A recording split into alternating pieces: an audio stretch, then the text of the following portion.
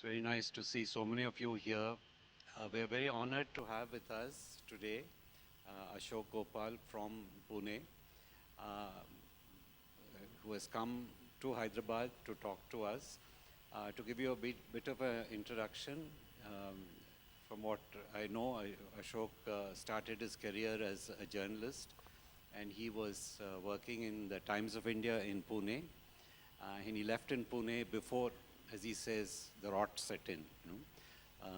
So after that, he's been many things. He's worked with the development sector, is the NGO sector, and he started researching the life of Ambedkar in 2004, I think, and it took him almost 20 years to write this book, A Part Apart. I must tell you that I read the book. I mean, I didn't know much about Ambedkar, to my embarrassment, but I read this book, and it is truly an astonishing work. It is. There have been many biographies of Ambedkar already, but this one of the distinctive aspects of it is probably the first to widely refer to Ambedkar's writings in Marathi. The publications he launched and he edited, his correspondence. And it is if there's a word magnum opus, this is it. It covers his life from the time he was born up to his death, of course, his as the work as a student, how in Columbia, in the London School of Economics, he discusses in detail, for example, Ambedkar's first writing, if you can call it a term paper, on caste when he was a student in Columbia. Then, of course, he covers his life in India, his politics, right through the Mahat Satyagraha, and it's a book that discusses in detail Ambedkar's life and his work. In great detail, he talks about the influences on Ambedkar, his comrades, his tussles, and various aspects. You couldn't ask for a more encompassing work. And one of the aspects, of course, just one, he covers in great detail is about Ambedkar's encounters with Gandhi. And that is what he's going to talk about here. Many of us, our opinion is formed by the Poona Pact about Gandhi, Ambedkar and Gandhi. But the book brings out in great detail there's a much more complex set of interactions between Ambedkar and Gandhi. So he's here to talk about this aspect of the book, or rather, the Ambedkar-Gandhi relationship. So I'd welcome Ashok to talk about the topic. Thank you, Ram, for your very flattering introduction. And thank you, Manthan, for giving me this opportunity to come to Hyderabad and talk to you on this subject. I am honored also by this invitation. I saw the kind of people you have been calling, and the first thing that came to my mind was, wow, I belong to some select club. Okay.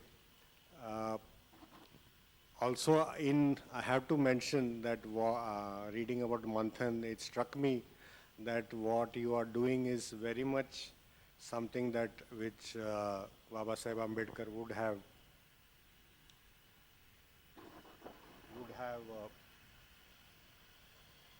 approved and endorsed. Yeah, something because basically what you are doing is upholding at least one critical aspect of the democratic process. Ambedkar was keen that Ambedkar believed that the Buddhist Sangha was a model of democracy which needs to be revived in India. That vision of reviving the Buddhist Sangha didn't work out, has not gone, not much has been done there. But nevertheless, outside that concept, the democratic processes can be kept alive through many means, and what Manthan is doing is definitely part of that effort. So I thought I had to mention this because what you are doing is very much within the Ambedkarite philosophy. Now to come straight to the point about Gandhi and Ambedkar, as Ram mentioned, we know about the famous clash during the Poona Pact. Every student, everybody who studies till 10th standard in India will learn about that. So far our history books have not been changed so much that they won't even learn about Poona Pact. So, but it is to talk about Ambedkar and Gandhi only in terms of the Pune Pact is a great disservice to both of them. And we'll look at that over the next half an hour or so. Apart from the Pune Pact encounter, people who have read Ambedkar would know that around the publication of Annihilation of Caste, there was a debate between Ambedkar and Gandhi.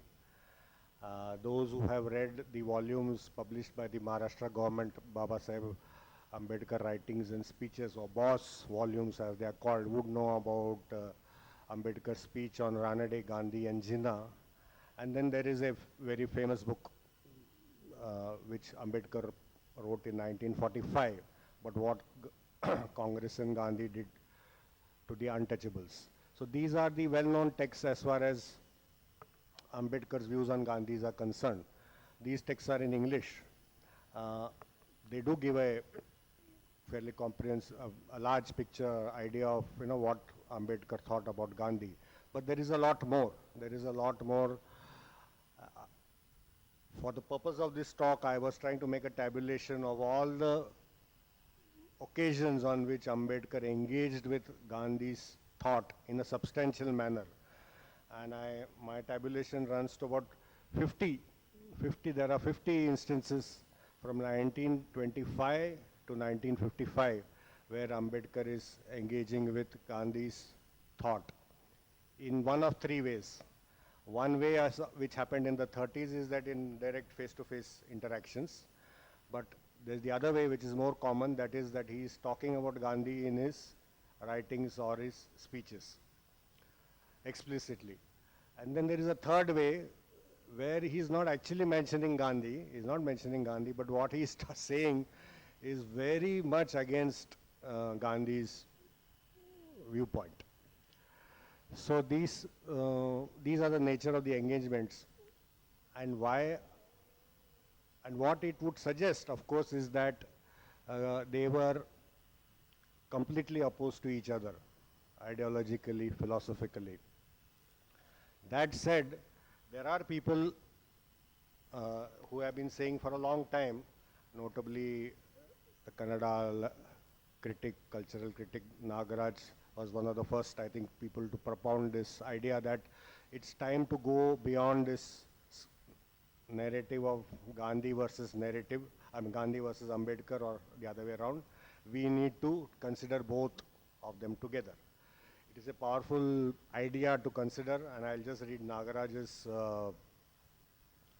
core of his argument, where he says that when you consider their thought and their actions, what you get is that there is a difference between contingent details of historical fact and the truth of a deeper historical concern. That there are some contingent circumstances in which they seem to be opposed to each other, but they have a deeper concern in common. This is a prima facie very powerful, provocative kind of argument, and what I will be trying to do today is not to prove or disprove the argument, but just present information and analysis that can help you come to the conclusion whether this is in fact true, whether there was some deeper concerns that whereby we can consider that both of them were on the same plane on some deeper issues. And there are other ways of also looking at how we can look at Gandhi and Ambedkar together, and if there is time, I'll talk about that briefly at the end. Now to come straight to history. History is about dates and events. So what I'll be doing is that I can't possibly cover those 50 engagements of Ambedkar's thought, Ambedkar with Gandhi's thought in the next 35 or 40 minutes. I'll be just covering some main points, some main highlights. And I'll do it in chronologically, talk about Ambedkar's engagement with Gandhi in the 1920s, in the 1930s, in the 1940s, and in the 1950s. Apart from the mathematical basis for this division, there is another basis for this division, namely that till the end of 1920s, Ambedkar was very much a figure known only in Bombay province, as it was known as. He had never met, Ambedkar and Gandhi had never met. By all accounts, Gandhi had no idea about who Ambedkar was. But Ambedkar, however, was following Gandhi closely. He was following what Gandhi is saying, what are Gandhi's key ideas. So Ambedkar is following Gandhi, but Gandhi has no idea about Ambedkar. In the 30s, Ambedkar becomes a national figure, the key representative of the depressed classes as the scheduled castes were officially known before 1936. So, and then there is the famous clash between Ambedkar and Gandhi. They engage a lot in the 30s. Towards the end of the 30s, Ambedkar forms certain opinions about Gandhi, which he expresses in the 40s. But in the 40s, there is no face-to-face encounter between Ambedkar and Gandhi. By that time, Gandhi has come to the conclusion that Ambedkar actually offers him a invitation for dialogue, but Gandhi says that I have come to realize, to my great distress, that we won't be able to work together. Then Gandhi is murdered, and then Ambedkar has maintained silence about Gandhi for many, many years. Still,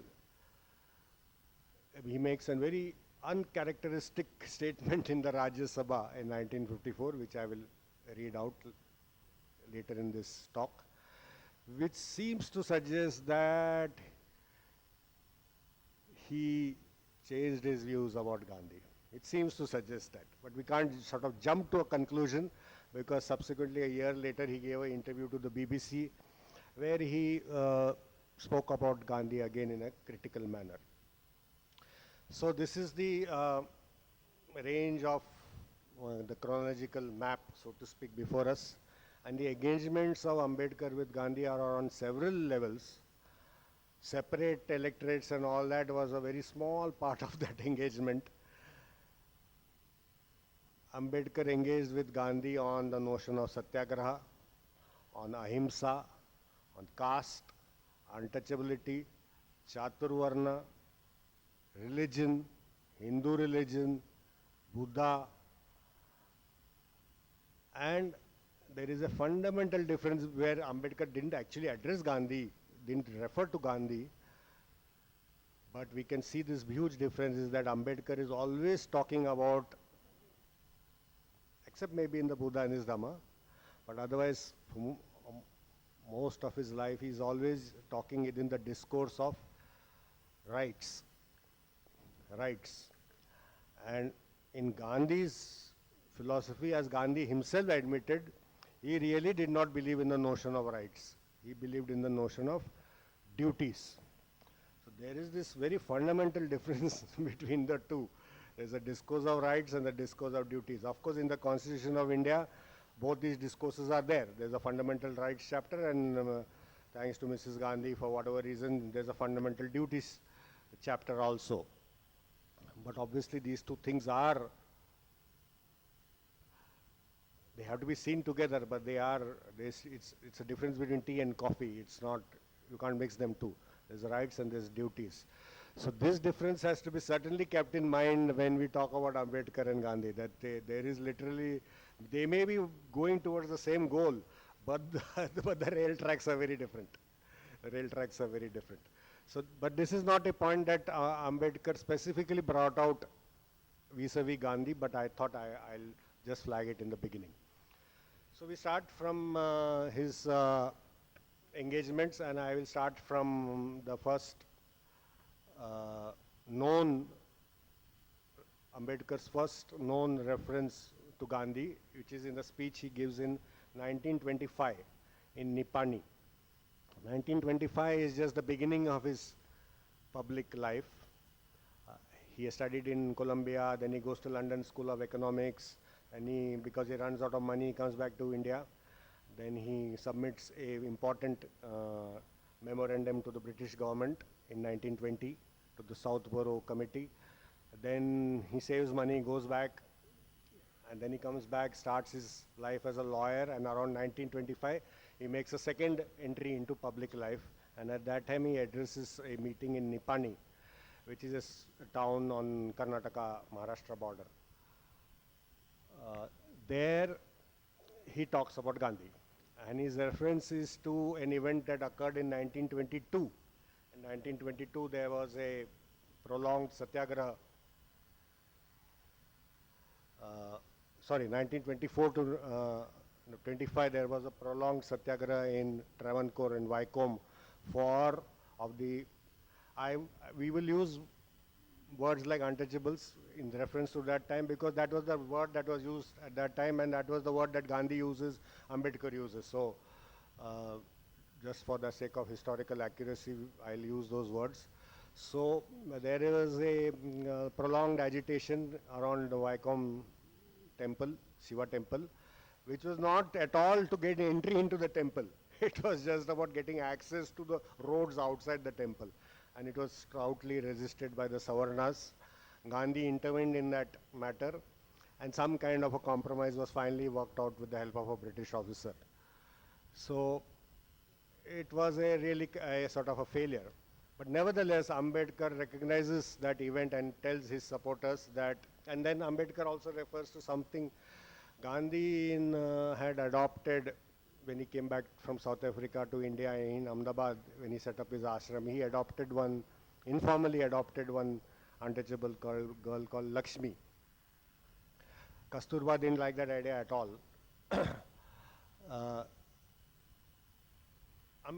Gandhi's autobiography has come out around this time, 1925. So whether Ambedkar has read that and knows this, we don't know. But somehow he knows something about Gandhi's household also. So he says. So about Gandhi's attitude towards untouchability and his sympathy for the untouchable. So he says that one has to say that just as there is a stepmotherly relation between Kasturba and Lakshmi, there is a stepmotherly relation between Mahatma Gandhi and untouchability. Because he does not give as much importance to the eradication of untouchability as he gives to the promotion of Khadi and Hindu-Muslim unity. Even so, when nobody comes close to us, the sympathy demonstrated by Mahatma Gandhi is no small thing. So, he's following Gandhi, of course at this time, and for a long time he calls Gandhi Mahatma, sometimes Mahatma ji, sometimes Gandhi ji. Later he shifts to Mr. Gandhi. So he's engaging with Gandhi, and he's recognizing Gandhi's sympathy as a very important factor. We fast forward to 1927, two historic events occur in Mahad. One of them ends with Ambedkar leading a large number of people to a tank known as the Chaudhar tank to go and drink water, where they were prohibited from drinking water. It was not a religious tank or anything of that sort, and by all accounts it was not even clean water. But they were prohibited from using that water. There was a violent reaction of the caste Hindus, and subsequently Ambedkar and colleagues decided to have one more conference in Mahad, which they called the Mahad Satyagraha. And before that, Ambedkar writes a series of articles in his second periodical, Bahishkrut Bharat. So there, he talks about Satyagraha. Ambedkar talks about Satyagraha. But his views on Satyagraha is very different from what Gandhi's views are. So Ambedkar talks about this Satyagraha of the untouchables, planned Satyagraha in Mahad as a movement of Lok Sangraha. Lok Sangraha is a term in the Bhagavad Gita, which was used prominently by Tilak It has many different meanings, this word Lok Sangra, many different interpretations, like the entire Bhagavad Gita has many different interpretations. But Ambedkar understood it something like a collective action for common good. So his point was that what the untouchables are trying to do this in this satyagraha is not just for about, here he's talking, he's saying that it is not just about their rights. By removing untouchability, but when this thing goes away from our society, all will benefit. Hindus, Savarnas will also benefit, because when you practice untouchability or any other kind of exploitative and unjust behavior, you are crippling your own personality. You are becoming a lesser human being when you do this. This is the way he argues in the 20s. He's hopeful for change among Savarnas, so this is the way he argues. So his notion of satyagraha is different. Also, he has this understanding that Gandhi is an absolute votary of, is a votary of absolute ahimsa. And he rejects that. He says the absolute ahimsa is not viable, it's not sensible, and he maintains this viewpoint all the way through, and even in the Buddha and his Dhamma, controversially, he maintains that the Buddha said that non-violent means as far as possible, but when you have no other recourse, you will have to take to violence also. So this is an argument he makes against Gandhi's, what he thinks is Gandhi's notion of ahimsa. In passing, I must mention that actually Gandhi didn't have such an absolute notion of ahimsa. Gandhi also said that, something like this only, non-violence is the best method possible. But if you can't do, you have no option, and if he says this, if your nation is being attacked, you have to defend. You have to defend, and you have to take up arms. So, but in any case, his public image was this, that he is a votary of absolute ahimsa. Ambedkar rejects that. Now we come to the 30s. So 30s is the time where the round table conferences and all that starts. Ambedkar is nominated as a representative of the DC's depressed classes to attend the London first round table conference in London. So now he's come up as a national figure. In this first round table conference, the Congress does not participate. The Congress rejects this British offer of participating in the first round table conference, and therefore the entire press as it is today is in favor of one party. Most of the press at that time the Indian press was in favor of the Congress. So everybody who went to the first round table conference, and Ambedkar was one of them, was termed, to use a very familiar term of today, an anti-nationalist. So Ambedkar is termed an anti-nationalist because he went to the first round table conference. Ironically, which has not been noticed by many people, but has been noticed by Gandhi, who's sitting in India, is that Ambedkar makes a speech in the first round table conference criticizing British rule and actually saying that fundamentally British rule is unsustainable and unjustifiable, because the British can never meet the aspirations of Indians, and that is not because they are bad people or cruel people, all that, because that is the nature of the relationship. It is just like when we talk about business. A businessman will have to make profit. Business exists for that. So colonialism exists for British interests. Colonial rule over India is for protecting British interests. So the British are never going to meet Indian aspirations. This is a speech made by Ambedkar in the first round table conference, which Gandhi has read, because when they finally meet, Gandhi mentions this speech. After the first round table conference, the second round table conference is to happen in 1931, and this time, a funny thing happens is that unilaterally, Gandhi negotiates with the Viceroy Irwin, and to the utter shock of Nehru and others, suspends the civil disobedience movement which was going on at that time, and agrees to participate in the second RTC, second roundtable conference. So of course Ambedkar is also going to go for the second roundtable conference, and by this time it is clear that the Simon Commission and all that has happened. I'll be just skipping over those kind of details because then it will go into, we don't have that much time. But all the details are here in this book, which you can read in pleasure. So he, the notion of that some social groups in India need to be given assured representation, that is reserved seats, is pretty much, Muslims have already got it long time back in 1906.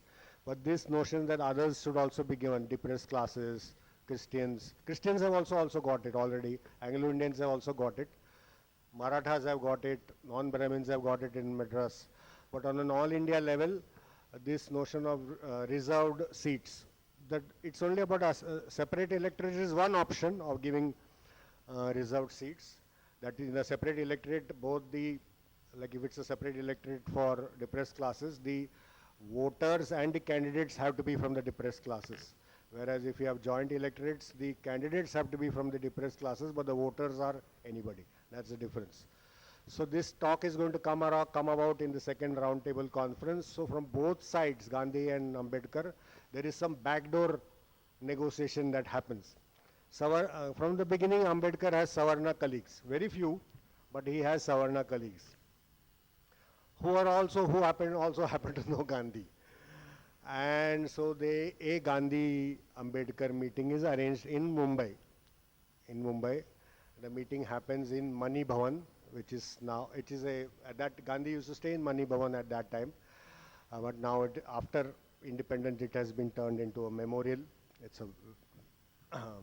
one of the most important Gandhi memorials you can say in the world, Mani Bhavan near Chowpatty. So the first meeting takes place in Mani Bhavan on 14th August 1931. This is the first time Gandhi and Ambedkar are seeing each other. Till that time, Gandhi has not even seen Ambedkar's photograph. It appears that because he doesn't, when Ambedkar comes into the hall, Gandhi doesn't recognize him. And he makes Ambedkar wait actually for some time. But anyway, Ambedkar doesn't make a fuss about that. And later when Gandhi comes to know that he has been waiting, he apologizes.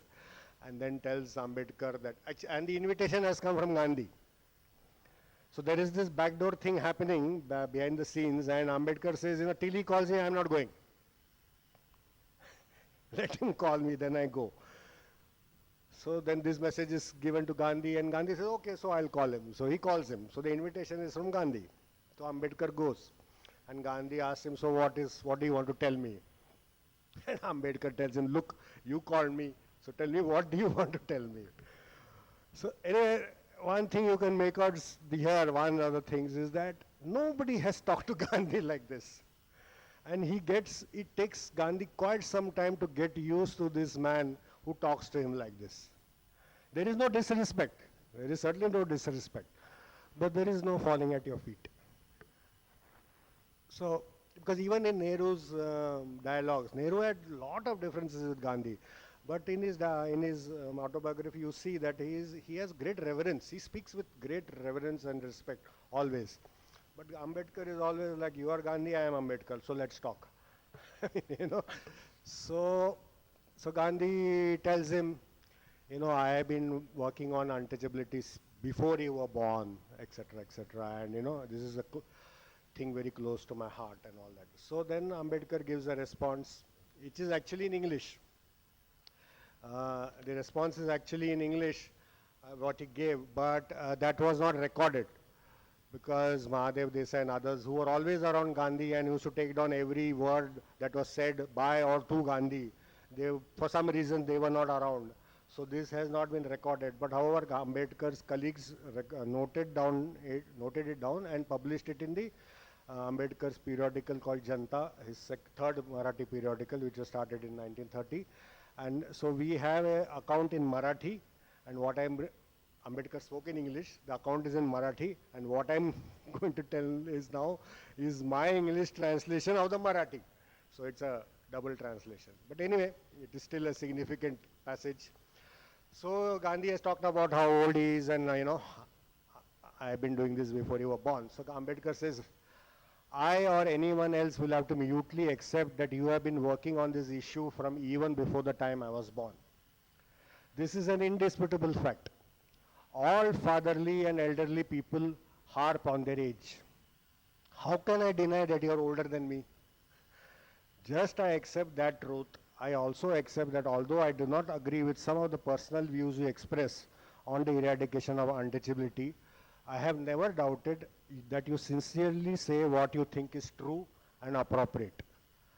I also do not wish to ignore the fact that it is only because of you that the Congress has given space for this issue.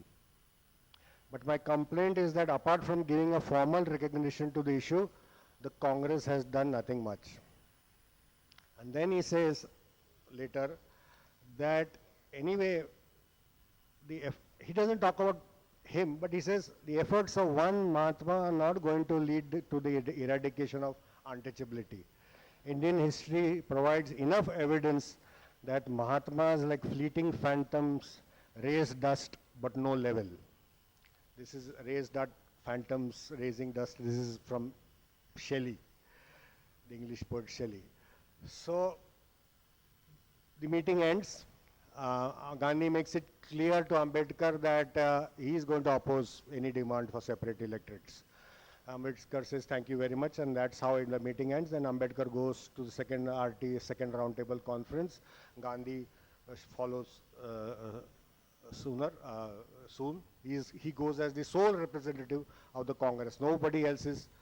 By then the Congress leaders like Nehru and all that have been released, but Congress has appointed Gandhi as their sole spokesman, and they go. And Gandhi goes alone. I mean, as a Congress spokesman, he goes alone. There are other people with him. G.D. Birla and all that are traveling along with him to London. Gandhi is hugely received in London. And then the inevitable clash happens in the second roundtable conference, where the issues of separate electorates and all that comes up. But before that clash, that great clash which happens on 8th October 1931, before that, Gandhi invites Ambedkar to his residence and tells him, tell me again what exactly do you want. Now and there is one more meeting between Gandhi and Ambedkar. These meetings are described by Ambedkar in letters to Janata. He writes letters to the readers of Janata, which are published on the first page of Janata. These letters have been around for a very long time. People have republished it and all that. But for some reason, both Marathi, English scholars who write in English, and most scholars except Gail Umwet, but scholars in writing in Marathi have also just sort of not looked at these letters, which have been around for a long time. And in my book, all I have done is just taken material that was there and brought it back to light. Why these letters were ignored for such a long time, one will get an idea when you look at the contents, when I read out some of the contents of the letters. But in any case, there is negotiation happening between Gandhi and Ambedkar before all the clashes. But they don't come to any kind of agreement. Ambedkar also comes to know of a kind of a backdoor, backhand sort of deal that Gandhi is trying to make with the Muslim League, saying that, I'll agree to all the demands you want, but don't give separate electorates to the untouchables. Ambedkar comes to know of this deal and he writes about it. For some reason, all Gandhi scholars have not mentioned this. Ambedkar mentions this in 1931 in Janata, but Gandhi scholars have ignored it. Nothing came out of that agreement. The Muslim League apparently was not willing to make any set of deal with Gandhi on this issue like that. So in any case, then the famous clash in on 8th October 1931, and essentially what Gandhi is saying at that time is that first he says that all the people who have come here they are not elected. They are just puppets of the British. So they have no real legitimacy. He's not mentioning Ambedkar, but he's saying nobody here has legitimacy to talk about Indian interests. He wasn't elected either, but somehow he didn't see that point. He said nobody here is got. He was also invited, and that's how he came there. But he says nobody here is a legitimate representative of the Indian people. To which Ambedkar says, Ambedkar gets the point that he is the target. He says that the Mahatma has always been saying the Congress stands for the depressed classes and that the Congress represents the depressed classes more than I or my colleagues can do. To that claim, I can only say that it is one of the many false claims which irresponsible people keep on making. He doesn't attack Gandhi by name, but he sends the message. Now, another chapter adds to the nationalist press. Ambedkar is no longer an anti-nationalist, but is also anti-Gandhi, which is actually bigger than being anti-national, as we know today, and being anti some person is bigger than being anti-nation. So he is now villain. Now, and he remains a villain for a very long time, till he enters the Constituent Assembly and all that happens. But till then, he is villain number one in India. He bears this. He has this extraordinary ability to go on. But people do tell him that, the way you're talking about Gandhi and all that, it's not right and all that. So he says, again, he writes in a letter, he says, and he's not talking about something that is happening today, but still you can see connections. He says, as I am no bhakt or follower of Gandhi, it is pointless to expect reverential bhakti from me. But my behavior towards Gandhi does not cross the boundaries of civility. And again he says, I have never denied that he has sympathy for the untouchables. I have never denied that. But that he is the best person who knows what is to be done and he is the right spokesman, that I will never accept. So it's a question of here now the battle shifts to who has the right to speak for the untouchables. And ultimately, later as it comes to the Poona Pact and all that, many interpretations of that is possible, but the fact that a pact was signed with Ambedkar as the leading signatory of the depressed classes shows that, and Gandhi supported that pact, shows that Gandhi had to accept that Ambedkar was the representative and not he, Gandhi, of the depressed classes. That is one reading anyway. The second roundtable conference ends without, there is again Gandhi and Ambedkar meet after all this face-to-face maramari. They still have talks. They still have talks and it looks like they can come to a settlement, but they don't. Then they come back to India and then there is a lull for a long time. And then finally we have the communal award and then the Poona Pact is announced, which gives separate electorates to DCs for a certain number of seats. And Gandhi immediately goes on fast unto death, saying that, I will not tolerate this. So Ambedkar is forced to negotiate with Gandhi. So Gandhi is in Yerwada jail at this time in Pune. So Ambedkar has to come to Pune and then their negotiations take place. The negotiations go on. There is a lot of detailing in that which I have mentioned in my book. I will not go into it because it's two long chapters. It is fascinating reading, but I'll skip it because it's not very substantive either. It's a lot of fascinating things of how negotiations happen and how they were fighting about. Like today people are saying, tum kitna seat denga, main kitna seat dunga, like that, He says, they say some figure, these people say some figure. Then they argue about, who's to sign, who's not to sign. Pretty much like what's happening today. Finally, the Poona Pact is signed and Ambedkar, so now what the Poona Pact or the agreement is that it's a complicated arrangement. It is not it is a complicated arrangement of separate come joint, in the sense initially there will be primary elections for which will be held through separate electorates, and the DC candidates who win in that will contest in joint electorates. So two-phase election, no precedent in India before and never happened in India later. So it's a separate come joint electorate scheme which was suggested by neither Gandhi or Ambedkar, but was suggested by a member of the Simon Convention called Clement Attlee, who later became Prime Minister of UK when India got independence. So that is the settlement that they agree on, and Ambedkar is happy with the terms he obtained, and he immediately there's a meeting in Bombay, and he does welcome the pact. There is a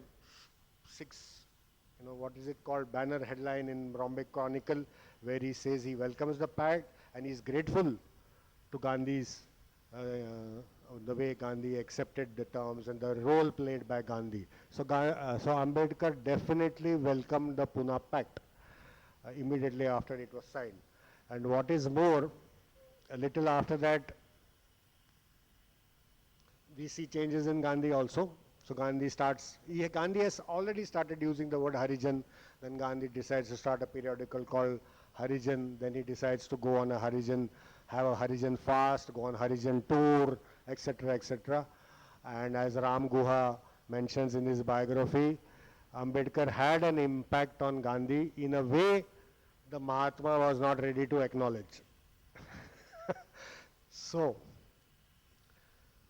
all this happens, and Gandhi issues a series of statements on untouchability which are quite radical.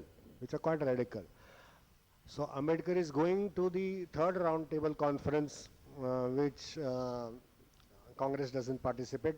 But while he is going to the third roundtable conference, he is reading the statements of untouchability, and he writes this letter, which is, I think, one of the reasons why these letters have not been used by scholars. So this particular letter, where Ambedkar says, most of my time goes in reading Gandhi's untouchability eradication statements. Reading some of the thoughts in the statements, I feel a certain kind of surprise. One can see a revolutionary change in Gandhiji's thoughts. Gandhiji should now be called our man, because he is now speaking our language and our thoughts. Ambedkar somehow he came to this, he thought that Gandhi is very much like our man. He is now in my side. However, this impression vanished quickly, because then an issue came up, which is after the Poona Pact. Among the many things that was supposed to happen were some so-called temple entry bills.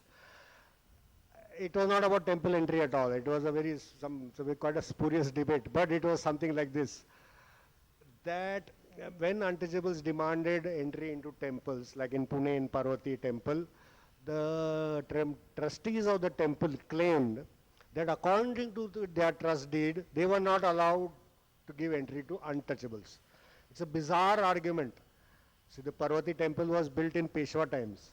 So you have to believe that Peshwa somehow had the foresight that one day untouchables are going to demand entry into this temple, so therefore I will put it in my trust deed. And he makes a trust deed. The trust deed notion comes only after British rule. But anyway, he makes a trust deed, anticipating British rule, registers it. And this spurious trust deed is bandied about, saying that because of trust deed, we can't allow entry.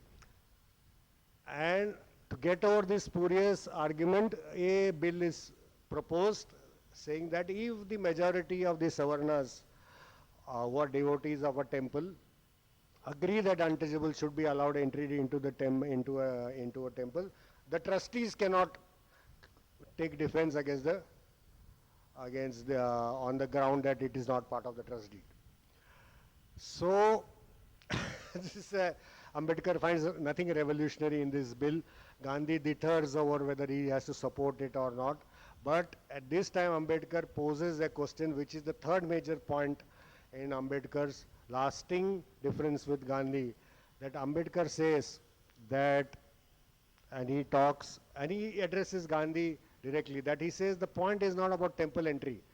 The point is about what is the ultimate aim is to destroy the ideology of Chaturvarna. By now, Ambedkar has come to the conclusion that the ideology of Chaturvarna is what holds the caste system. In today's context, it can be debated whether it is in fact true. But at that time, we must remember that Chaturvarna had many defenders. Gandhi was one of them, Savarkar was one of them, Arya Samaj Chaturvarna had a lot of defenders. There was a lot of defense of Chaturvarna going on down. So therefore, it was inevitable that Ambedkar would attack that. So Ambedkar poses to Gandhi, and it said this is a direct. He's directly addressing Gandhi in a press statement that if the Hindu religion is to be a religion of social equality, then an amendment of its code to provide temple entry is not enough. What is required is to purge it of the doctrine of Chaturvarna. That is the root cause of all inequality and also the parent of the caste system and untouchability, which are merely forms of inequality. Do the Mahatma and the Hindu reformers accept this as their goal? And will they show the courage, and will they show the courage to work for it? I shall look forward to his pronouncements on this issue before I decide upon my final attitude. Now he says, if he will be in the camp of my opponents, that is Gandhi, if he will be in the camp of my opponents, I must tell him that I cannot be in his camp. If he will be in my camp, he ought to be in it now. So, this is like, that famous Hindi movie, Arya Par Bolo. And Gandhi, through a statement, says, no. He says, no, I do not find anything wrong in Chaturvarna or Varnashram. Gandhi maintains this view for a very long time. So therefore, he will not be in Ambedkar's camp. So this is so this script is once set, established, and then of course Ambedkar writes Annihilation Caste. That is, there is a lot covered on this already, so I will not go on that. Gandhi replies to it, then Ambedkar replies to it.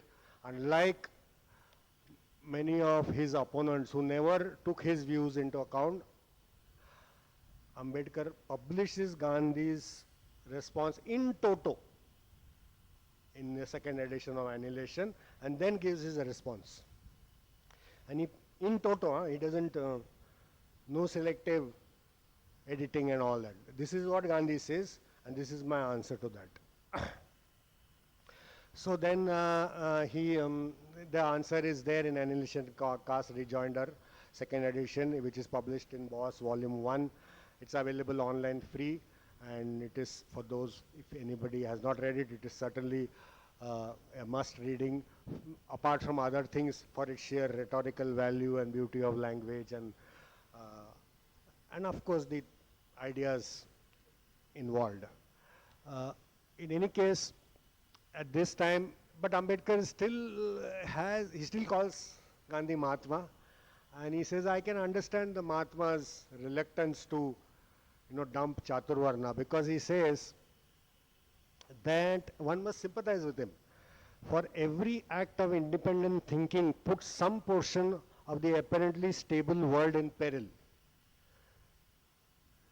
That, if when I hold on to some ideas because literally it's not just about those ideas. My entire worldview is dependent on those ideas. If I abandon that idea, it's like I'm abandoning my entire worldview. And Chaturvarna was very much at that time part of Gandhi's worldview.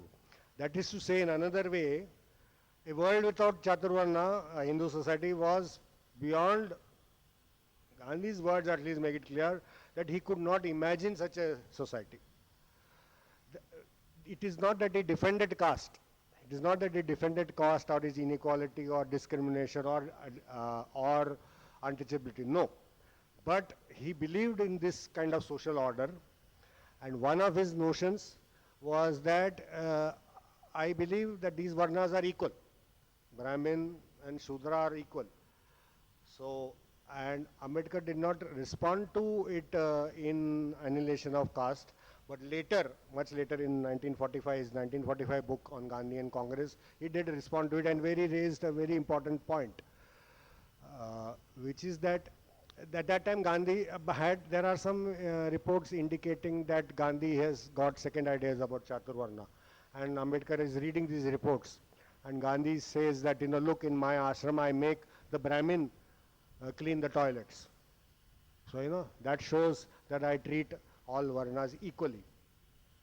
So Ambedkar's response to that is that, what is the use of telling the scavenger that even a Brahmin is prepared to do scavenging, when it is clear that according to the Hindu Shastras and Hindu notions, even if a Brahmin did scavenging, he would never be subject to the disabilities of one who is born a scavenger.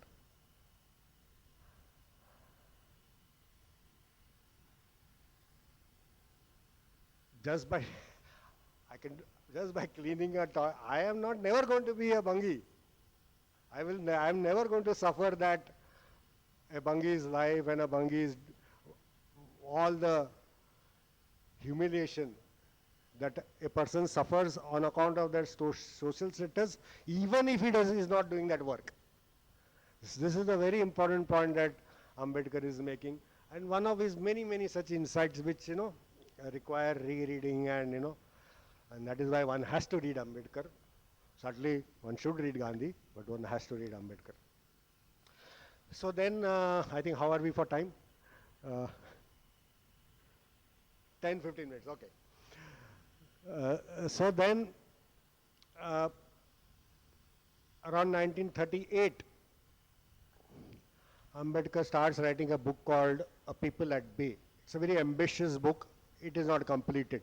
It's supposed to be a whole survey of untouchability from ancient times till the modern times. And one of the chapters there is supposed to be on Gandhi. Those chapters are completed and are published in Bose Volume 5. And those are the early drafts of the chapters which are reproduced in what Congress and Gandhi did to the untouchables. So that you see these early chapters in Bose 5.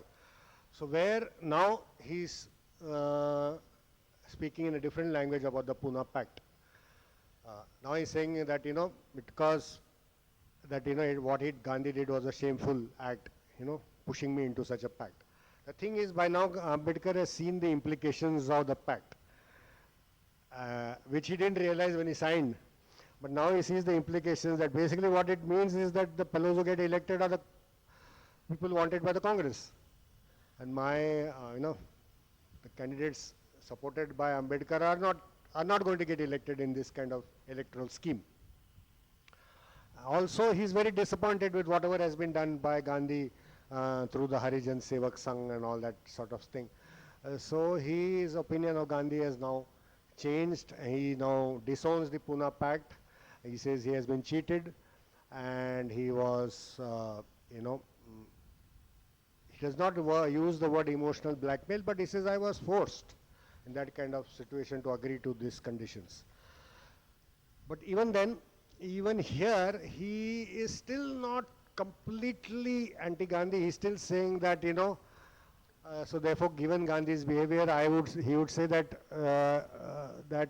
being a caste Hindu person and a defender and his major support area is from the Hindus, there is no way, he's using the same argument that there is no way intrinsically the British are going to work for the benefit of Indians. Similarly, intrinsically Gandhi is never going to take some radical step which will anger caste Hindus. Caste Hindus is the word used at that time for Savarnas. So he says that, so hence Gandhi could simply not afford to carry out any satyagraha against untouchability. Gandhi never did.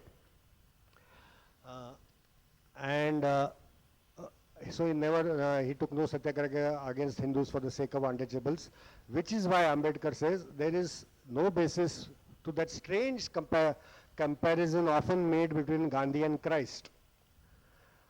Because while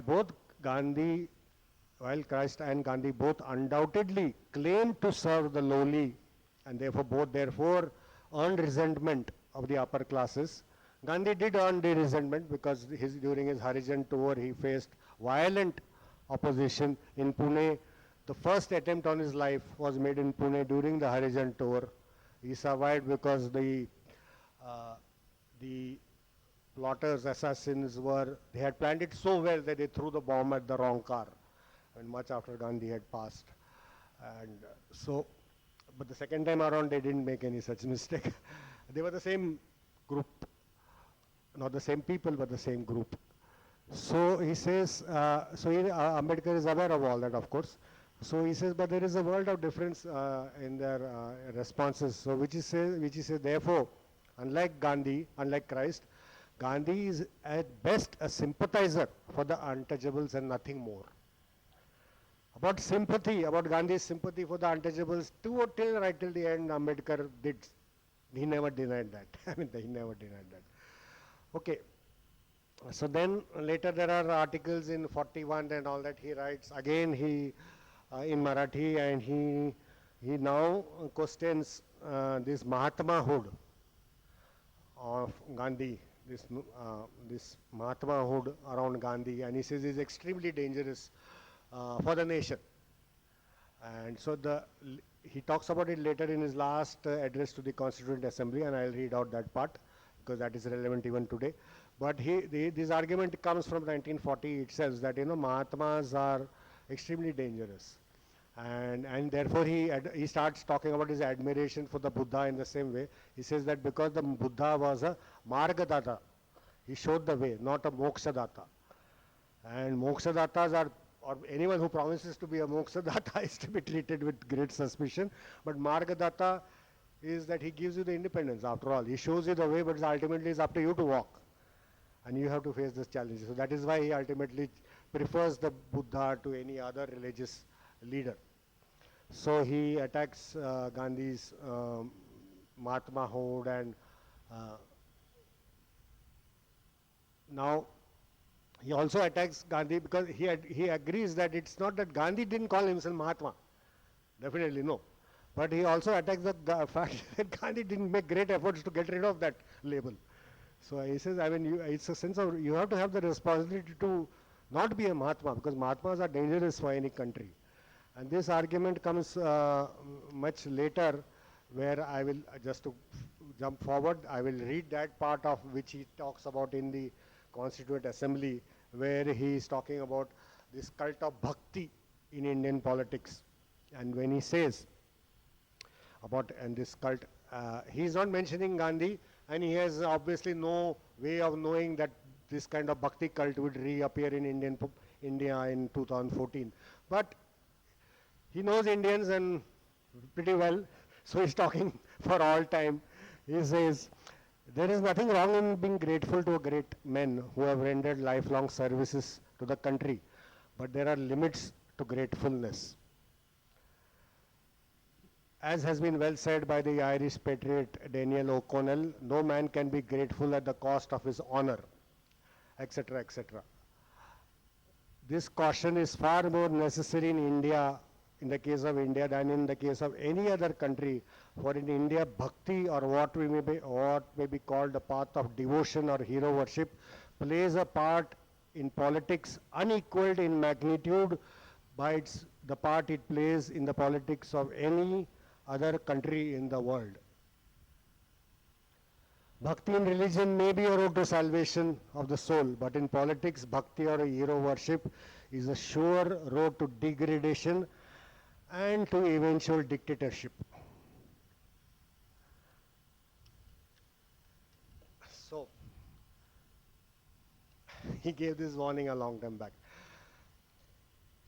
Gandhi is murdered.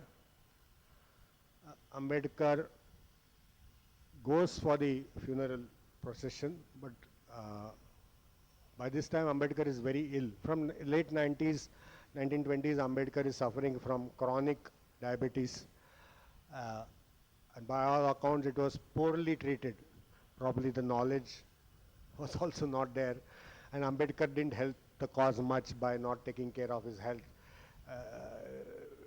Didn't do much physical exercise or things like that.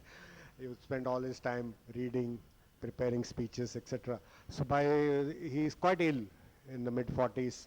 So he cannot walk for a long time. So he goes back home, and he writes about this to his soon-to-be second wife, Sharda Kabir, who was later renamed Savita Ambedkar.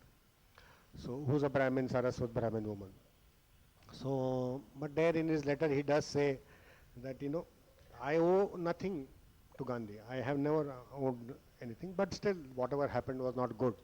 So he's sad about that. Then for many years Ambedkar doesn't mention Gandhi at all. And actually by that time, what has what is today the scene has pretty much become part, in the sense that Gandhi is remembered largely only during Gandhi Jayanti. Certainly in the Nehruvian state and in Nehruvian socialism, Gandhi's ideas didn't have a place except for the support for Khadi, Gramodyog and all that. But otherwise, Gandhian ideas were not part of Nehruvian economics. So, by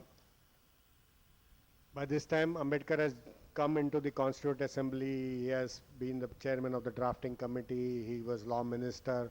How he came into the Constituent Assembly is another story. There is a these. It's said that Gandhi had a part to play in it. Otherwise, how else would the Congress have taken him? But there is no hard evidence to this. And I have argued it in my book that, the Congress, Nehru was very keen on giving legitimacy to the Constituent Assembly, which was a Congress-dominated body. But he did want to give legitimacy to that entire effort. So therefore, not only did he invite Ambedkar, but he also invited Shyama Prasad Mukherjee and others who were Hindu Mahasabha, opposed to the Congress. So, and half the members of Nehru's first cabinet were non-congressmen. And in fact, just as Congress helped Ambedkar get elected to the Constituent Assembly through Bombay, the Congress helped many Hindu Mahasabha people get elected. So that was Nehru's mind at that time. So I argue that it was more about giving legitimacy to the constitution making process. And in any case, the way that constitution making, the effort, it was so complex and going through many layers. And the ultimate, nothing could have gone into the constitution without the consent of the Congress High Command. That was a given. So therefore, it was not even some kind of great radical risk that the Congress were taking by appointing Ambedkar as the chairman of the drafting committee. So Ambedkar resigns in 1952, and then he is opponent of the Congress, and then he loses an election. The Congress, with the help of the communists, defeats Ambedkar by putting up a candidate, scheduled caste candidate against him. Whether Nehru had a hand in it and all that, we can't really say, because it appears that Nehru really didn't care much about this selection of candidates and all that. That's what left to the party bosses. And many considerations were taken into account, including, of course, how much cash you have in your pocket. So, but anyway, Ambedkar is defeated with an extraordinary amount of help by a very dirty game played by the Communist Party of that time, which seals the relationship between communists and Ambedkar, at least Ambedkarites in Maharashtra, and that has continued. That stabbing in the back done in 1952 is remembered even today by the third generation of Ambedkarites. Okay, so, but then in 1954, 6 September, Ambedkar recalls Gandhi, but anyway, Ambedkar loses the election, but he gets into the Rajya Sabha with the help of opposition votes in the Bombay Assembly. And he gets into the Rajya Sabha and makes a few important speeches, and where one of the things is that he suggests that there should be a corporation set up for development of wastelands for the scheduled castes. This is an idea he has been mooting since 1930, that wastelands should be developed with government funds and the land should be handed over to scheduled castes, landless scheduled castes, on maybe a cooperative basis, yeah, so that they can become agriculturists and earn a livelihood. So they don't have to be, dependent on caste Hindus for labor work in the villages.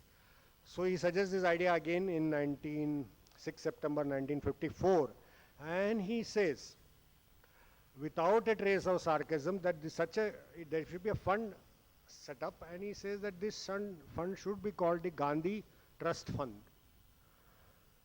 After all, Ambedkar says, the untouchables had been the nearest and dearest to Gandhi. The fund would perpetuate the name of Mr. Gandhi and give relief to the people whom he wanted to protect and whom he wanted to elevate.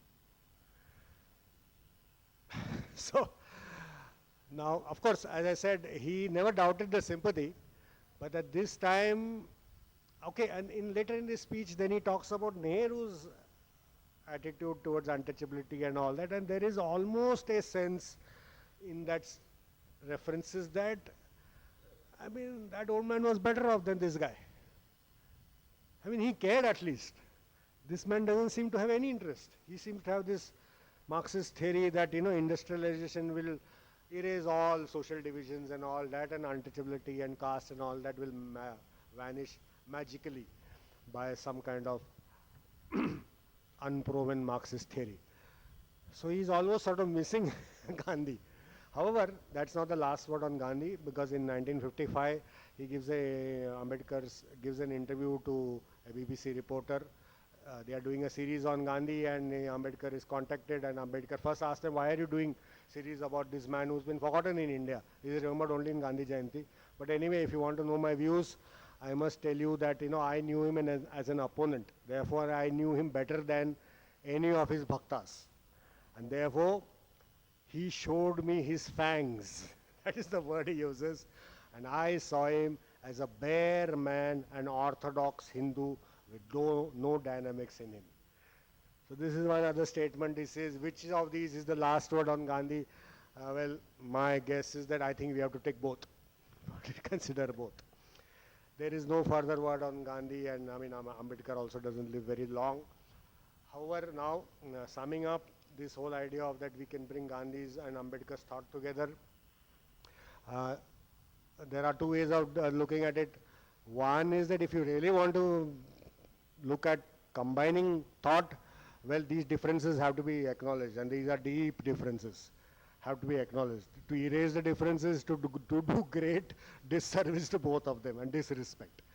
However, there is another way of looking at it, which is the way, like for example in India, I mean in Maharashtra, Phule Shahu Ambedkar is a slogan used by all progressive forces.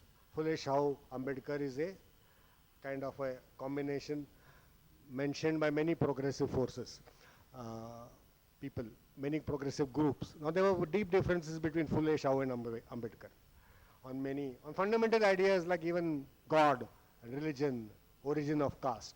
But at one plank, let us say the plank of social justice, they were together. So in that sense, you can, evoke Phule Shahu Ambedkar, and in that sense, probably you can evoke Gandhi and Ambedkar also together. And what would that sense be? Would be that in Buddha and his Dhamma, which is his last work, which is published after his death, Ambedkar has turned to religion, but not in the way religion is understood, and certainly not in the way Buddhism is understood, but still, he does use the word Dhamma, and he says that this is required and constitution and law is not enough. And then he says the highest value is Maitri. And Maitri is not what we understand in normal Hindi, the Pali word, which means love and compassion for all. And if that is not a Gandhian idea, I mean, certainly Gandhi would have said, well, this is what I have been saying all my life. So on that kind of a level, yes, one can think of, I think, an Ambedkar-Gandhi merging. And given the opposition that we are facing, yes, that is possible, is there. But whether the Ambedkarites themselves will be willing to just talk about Ambedkar in that sense, these are very real political and ideological questions. And and I am no authority to talk about that. We have been exchanging messages, one or two in the audience, that this is one of the most scholarly analysis of a complex relationship between two of our national leaders. dealt in detail the differences on untouchability. But on the politics of Gandhi, what were the differences between Gandhi and Ambedkar? Yeah. So, I mean, Gandhi fought against British rule. Ambedkar never joined that battle, but he was never a supporter also of the British rule. He saw the British as a useful ally till they were around, extract a maximum that you can get from them, because he knew and everybody knew that the constitutional framework that we eventually come to India would would largely from the framework that the British had erected, and which we know is the fact. So that was one difference in the, you could say, the stand against British rule. Gandhi did, mass mobilization was a very important part of Gandhi's politics, and he himself was involved in it. Ambedkar was not a very keen mass mobilizer himself. Actually speaking, he never himself led any mass movement. It was done by his supporters. It was not that he was, let's say, it was not part of his makeup. He preferred using rhetoric, oratory. So, this nitty-gritty of building movements and all that was not. So the way Gandhi built the Congress was built by Gandhi from after 1920 as a nationwide party reaching out to all sections of all sections of society. And many of the things that we see in India today come from Gandhi's thoughts that time. For example, linguistic states comes from a Gandhian idea of provincial committees based on regional languages. So that is one big difference. In terms of actual politics, how they work. But in terms of ideas, as I mentioned earlier, the difference between rights and duties is very lost. When Gandhi was demanding independence, he was demanding it as a right. So how does that fit within, a man who rejects rights? But then, in Gandhi's viewpoint, at least till the 40s, independent Swaraj, he used the word Swaraj, was never entirely only about getting rid of the British. Swaraj was a much larger concept of becoming better human beings. So in that sense, it was part of his satyagraha.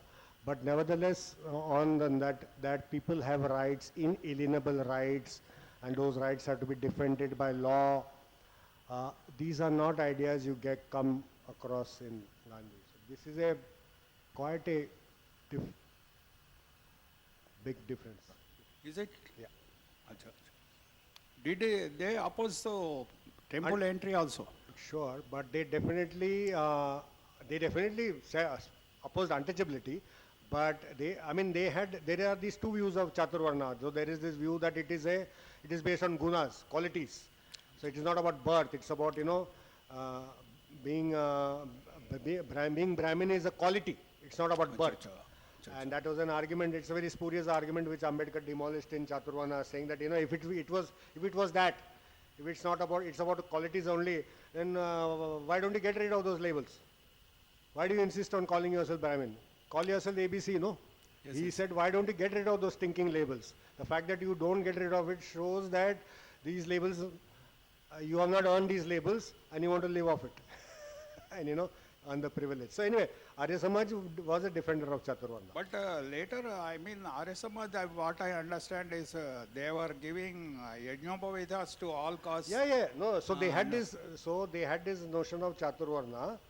But there is no difference between the varnas. All varnas are equal and all that. So, but they didn't support injustice, but they did believe in the four varna structure. It's a key idea in the Arya Samaj philosophy. Well, good evening, sir. There is one talk in one section of the society that Gandhi was instrumental in picking up Dr. Ambedkar as chairman of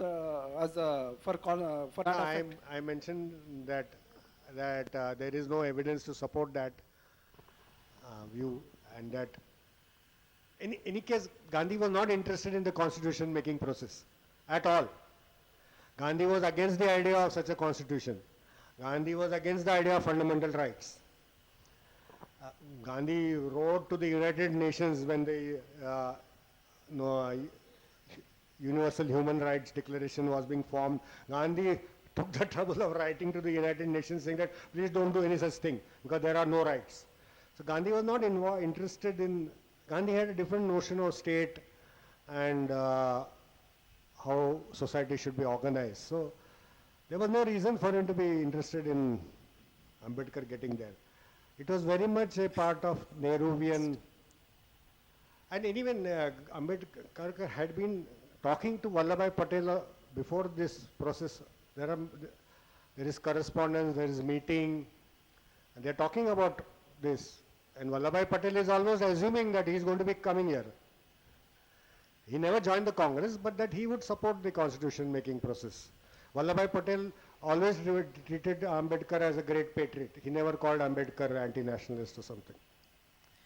The 1932 Poona Pact, I think that was really when it started. And from there, what we have come to today, the reservation policy, there is no doubt that both Gandhi and Ambedkar had the welfare of the lower castes close to their heart. But do you think that today, the way the policy is, both Gandhi or Ambedkar or Gandhi and Ambedkar would have been happy? And has it served the purpose of uplifting them? Has it served the purpose of acceptance by the upper castes? Or has it been more of a setback and built more animosity towards them? Okay. So now there are two different things, and let's not confuse the thing. One is that, the second question that has reservation benefited and all that. That's a very large debate, and it should not be dealt with in a, question answer manner. It requires to be discussed differently. But this idea that what would Ambedkar have thought about it. Now again, here we have to follow some methodology when we are talking about important historical figures and speculating about what they would have thought about something which we are talking about today. So I mean, there is a science fiction kind of way of doing this, but we should not indulge in science fiction when you're talking about history. So what we have is that we should go with what was their pattern of thought and reasonably what we can estimate how it would have gone forward. On that, on Ambedkar's thought, we have clear direction. Is that one of the last actions that he did in politics was he got his party, Scheduled Caste Federation of India, to pass a resolution saying that reservation of seats in all legislatures should be abolished. So that was about that. However, about representation in public services or in education, no. He did want it to continue for reasons which will require explanation. Maybe we don't have the time for that. But there it was not only, in brief, it was not, he did not use the compensation argument. He did not say that 2000 years we have been oppressed, so now you give us something. He never begged. He used the argument that it is required for fair administration. If you do not have representation of all communities in higher levels of power and higher education and all that, you are going to have a rotten government and a rotten society. So that was the argument. It was not about, so it was about, because people don't, contrary to whatever they say, they don't rise above their caste and their religious groupings. So therefore we need reservations so that all interests are represented and their voice is heard. So that was his argument. It was never a compensatory discrimination argument. But this is a bigger topic, so I will stop there. Thanks, sir. Yeah. Thank you for your effort in bringing these two great Indians together. It's a question on secularism. Perry Anderson, who's a British writer, he says in his book Indian Ideology that Gandhi, Nehru, Rajendra Prasad, these leaders could never actually leave Hinduism. And uh, were never truly secular. So your comment in the sense that was the Indian state always a little bit towards Hinduism, although maybe a little bit less than Pakistan? Again, I will restrict myself to Gandhi and Ambedkar because, one should not go out of topic. Gandhi was a devout Hindu, but he had radical views on how Hindu texts should be interpreted. And that is why he was a much despised figure for the Sanatani Hindus, the Hindu Mahasabha and all that. And that is why one of the reasons why ultimately they killed him. So, but he did the importance of religion in life, he acknowledged. And Ambedkar also did. But in the sense, but he used religion in the word of morality, a universal morality, which he believed could be derived from the message of the Buddha and could not be found in the Constitution of India. So the word secular is not there in the Constitution of India originally, but he did, of course, the other things that the state should not interfere in religion or the state, not, even that he was not ready to accept. The state should not fund religious activities, yes, that is there. But even this point that the state should not interfere in religion, he was not willing to accept, saying that in the Hindu code bill, after all, was interference in religion. He says, I mean, ultimately you have to come down to basic human rights. And when rights are violated, nobody can come and say that my religion doesn't allow this. So that was his argument, was saying that people said, why are you doing only for Hindus, why not for Muslims? So he says it is to be done for everybody. So in that sense, and not in the sense that these people are using it, in that sense he said that there should be a uniform civil code, which is to say that the bottom line has to be fundamental human rights. But the role of morality, the importance, that is why he turned to Buddhism, and he definitely believed that the legal and constitutional framework would not supply it. Whether that is a right view or not is another point, but this is his viewpoint. That was really nice talk. Regarding Poona Pact, I have certain questions. That in your talk you mentioned that Mr. Ambedkar realized in the later pages about the Poona Pact in detail. I would like to know a little bit about what he realized implies, because one of the good arguments for the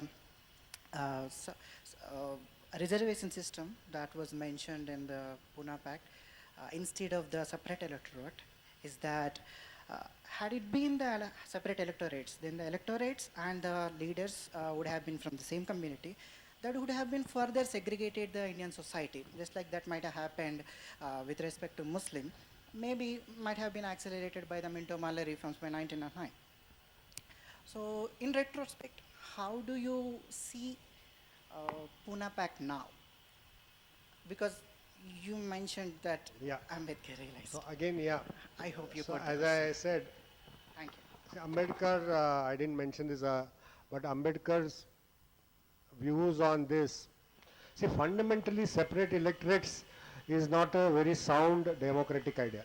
In democratic theory, it's not a sound idea, fundamentally. And Ambedkar was a student of political science, he knew this well enough. He started actually by saying no to separate electorates. In his submissions to the Simon Commission and all that, he said, do not have this because this is dangerous for national unity. But then the British were anyway keen to offer to the Muslims. Other communities started also demanding, so then, he couldn't be left out. And his defense at that time in the roundtable conferences for separate electorates was it was not on grounds of political philosophy or theory. He defended it on saying that we require this for a certain number of years for our political organization. So that was his defense.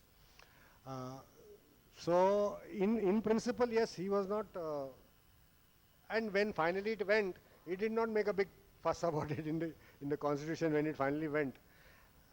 He did not. It is not. It's very difficult to sustain that argument in the theory of modern democracy.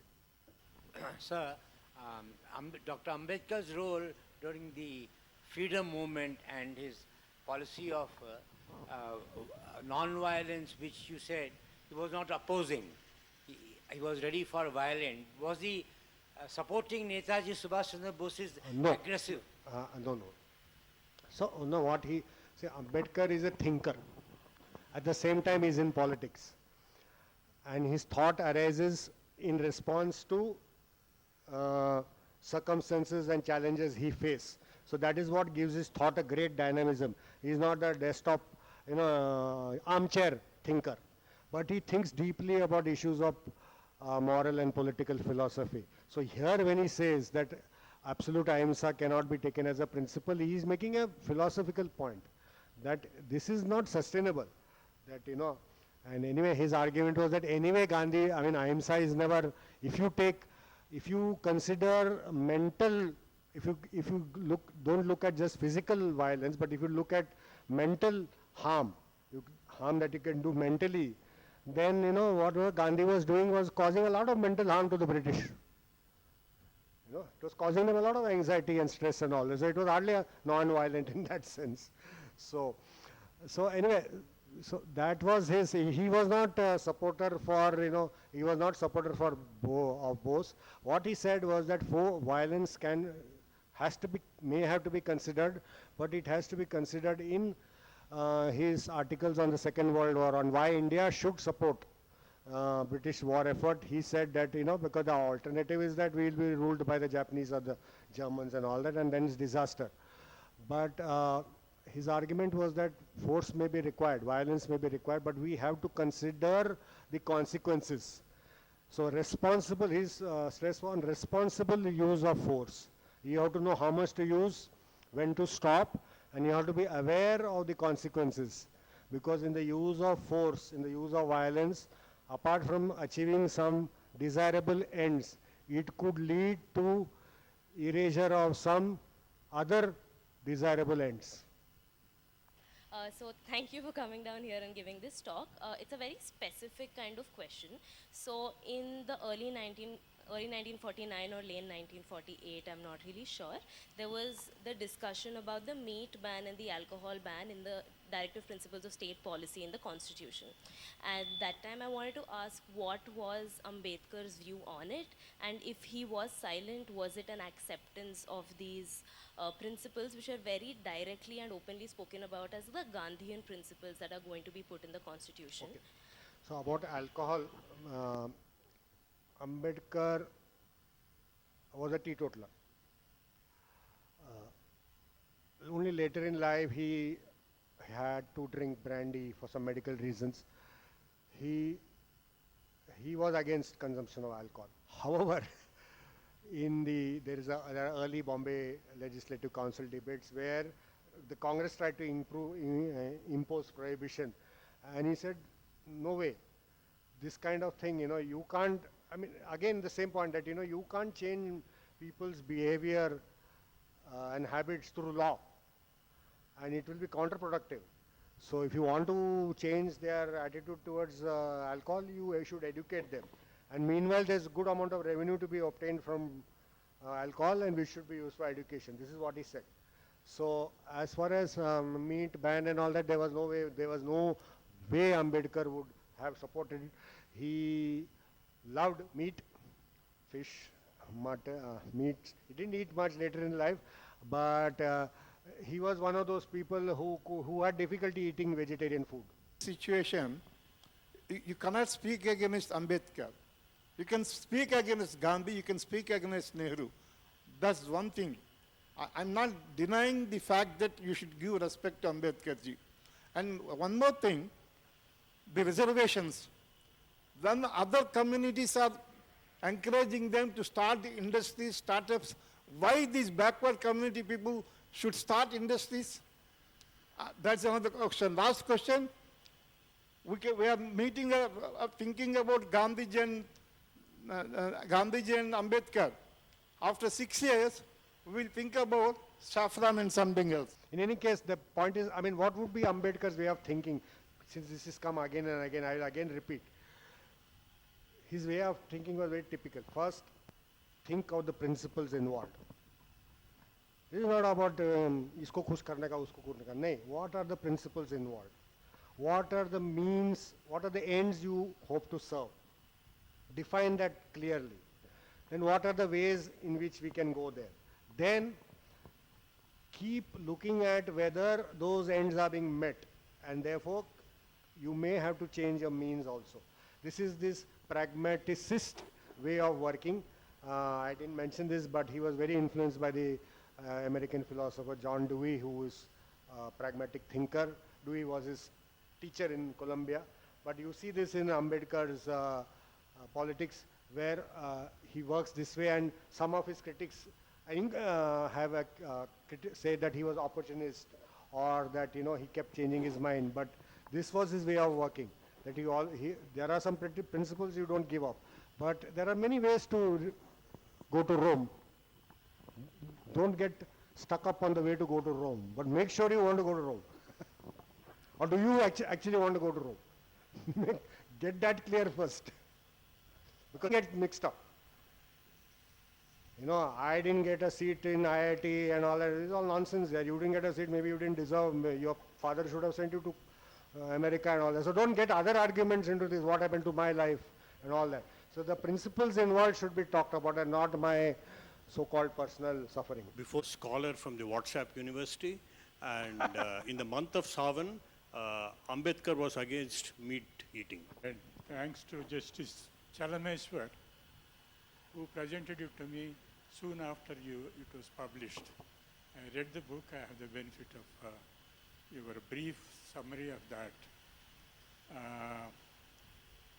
We had an occasion in one of the Manthan, post-Manthan discussions in a hotel, and the famous words that our Ajay Gandhi has said about these two people. Those who believe in Ambedkar, they find it difficult to stomach Gandhi, and vice versa.